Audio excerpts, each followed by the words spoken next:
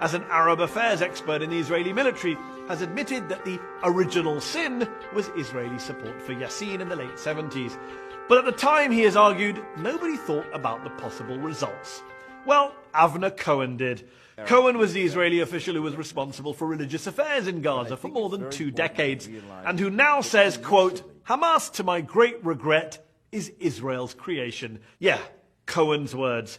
He actually wrote an official report to his superiors in the mid-1980s, warning them not to play divide and rule in the occupied territories and calling on Israel to, quote, "break up this monster before this reality jumps in our face." But no one else on the Israeli side really took the possibility of blowback seriously at that time.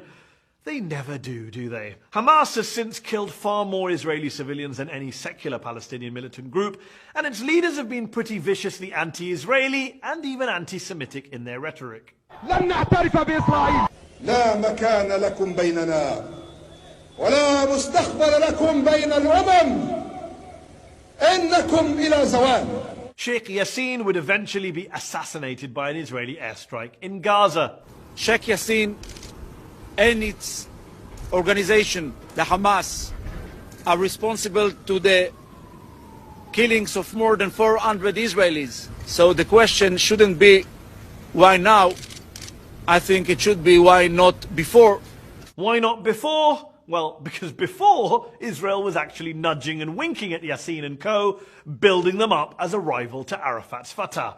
The die was cast for blowback. Blowback, incidentally, that they decided to double down on when they assassinated Yassin. You can hear the crowds chanting for Hamas, and any idea that this operation would actually suppress or diminish that organization seems to be ill-judged. The inconvenient truth is that Hamas is in part a creature of Israel's own making, an enemy that Israel spent more than 20 years helping to build up, and then spent the next 20 years, the past 20 years that is, trying to bomb, besiege, and blockade out of existence.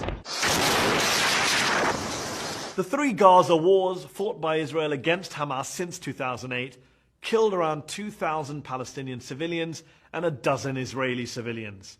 That's the real human cost of blowback. David Long, a former Middle East expert at the US State Department under Ronald Reagan, told journalist Robert Dreyfus, "I thought the Israelis were playing with fire. I didn't realize they'd end up creating a monster. But I don't think you ought to mess around with potential fanatics." It's a lesson both the Israelis and the Americans never seem to learn, though. And as usual, innocent people, in this case Palestinians and Israelis, continue to lose their lives as a result.